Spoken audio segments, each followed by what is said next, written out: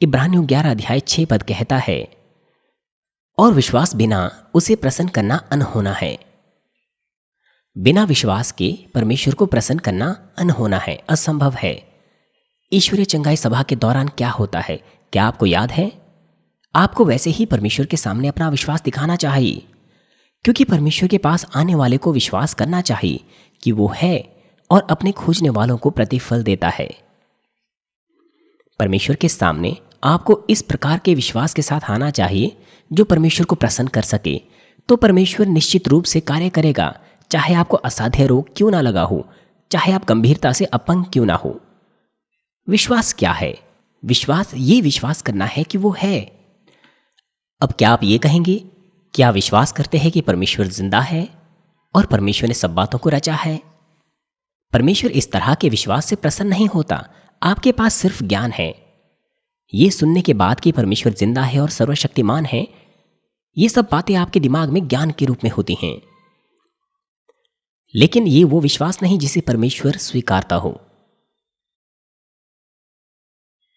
ये विश्वास करना है कि वह अपने खोजने वालों को प्रतिफल देता है।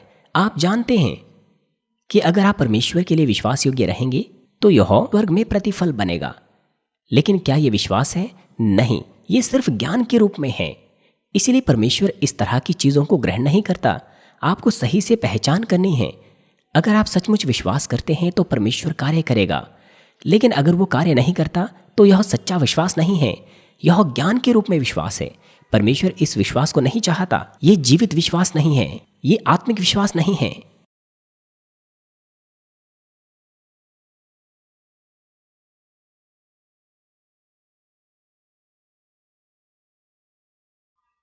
और अब जीवित विश्वास क्या है जिसे परमेश्वर चाहता है?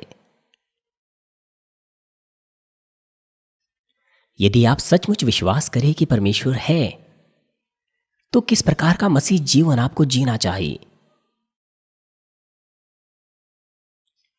आप निश्चित रूप से वचनानुसार जिएंगे। आप पाप कैसे कर सकते हैं जब आप इस बात को जानते हैं कि न्याय होगा और स्वर्ग और नरक है? पाप की मजदूरी मृत्यु है। आप इस बात को जानते हैं, तो फिर आप पाप कैसे कर सकते हैं? इसीलिए परमेश्वर इसे विश्वास नहीं कहता। ये सिर्फ एक ज्ञान है। आपको अच्छे से जानना चाहिए कि क्या आपके पास आत्मिक विश्वास है या शारीरिक विश्वास है। यदि आप चंगाई पाना चाहते हैं किसी गंभीर बीमारी से, तो आपको परमेश्वर के सामने आत्मिक विश्वास के साथ आना चाहिए। आप परमेश्वर को चंगाई के लिए नहीं कह सकते यदि आपके पास केवल शारीरिक विश्वास हो। यदि आपकी कोशिका मर जाती हैं, तंत्रिका तंत्र मर जाता है, इस वजह से आप सुन नहीं पाते, देख नहीं पाते, चल नहीं पाते, तो आपको विश्वास दिखाना चाहिए जो इतना भला हो, जिसके द्वारा परमेश्वर के सृष्टि के कार्य प्रकट हो। आपको परमेश्वर के सामने सच्चे विश्वास के साथ आना चाहिए।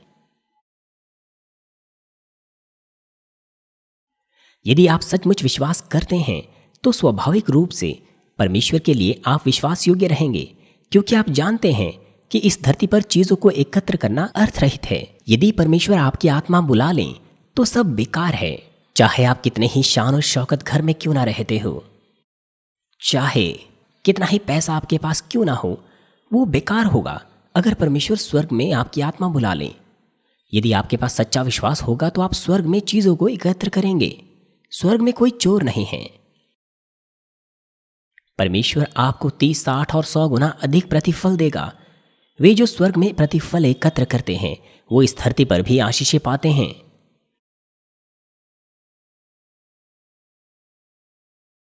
इस धरती पर संपत्ति को इकट्ठा करना क्या प्रयोग है उसका? केवल स्वर्ग में आपको अपने प्रतिफलों को एकत्र करना चाहिए। पहला यूहन्ना निश्चित रूप से वहां पर लिखा है, यदि आप ज्योति में चलेंगे, वचनानुसार चलेंगे, आज्ञाएं मानेंगे, तो परमेश्वर इस बात को मान लेते हैं कि आप उस पर विश्वास करते हैं। यदि आप परमेश्वर से सहभागिता रखते हैं, इसका मतलब यह है कि आप परमेश्वर से प्रेम करते हैं और विश्वास करते हैं। यदि आप कहते हैं कि आप परमेश्वर के साथ सहभागिता करते हैं, तो आपको ज्योति में निवास करना चाहिए। अन्यथा ये कहना कि मैं परमेश्वर पर विश्वास करता हूं, प्रेम करता हूं, ये झूठ होगा। सृष्टिकर्ता परमेश्वर की सामर्थ्य ऐसे काम कर सकती हैं जिसे मनुष्य नहीं कर सकता। यदि हम इस परमेश्वर को विश्वास से प्रसन्न करें, तो चाहे हमारे हृदय में कितनी ही बुराई से हम पैदा क्यों ना हुए हो, परमेश्वर हमारे हृदय को भले हृदय में बदल देगा। परमेश्वर स्वर्ग में हमें बेहतर अच्छे स्वर्गीय निवास स्थान देगा और हमारे कामों के अनुसार बहुत सी चीजें देगा। परमेश्वर अपने विशाल और गहरे प्रेम से हमें उद्धार की ओर ले जाता है, जिसे मनुष्य नहीं नाप सकता। आप उस प्रेम पर निर्भर रहें और बेहतर स्वर्गीय निवास स्थानों को हर दिन थामते रहें। हमारे प्रभु यीशु मसीह के नाम से मैं प्रार्थना करता हूँ।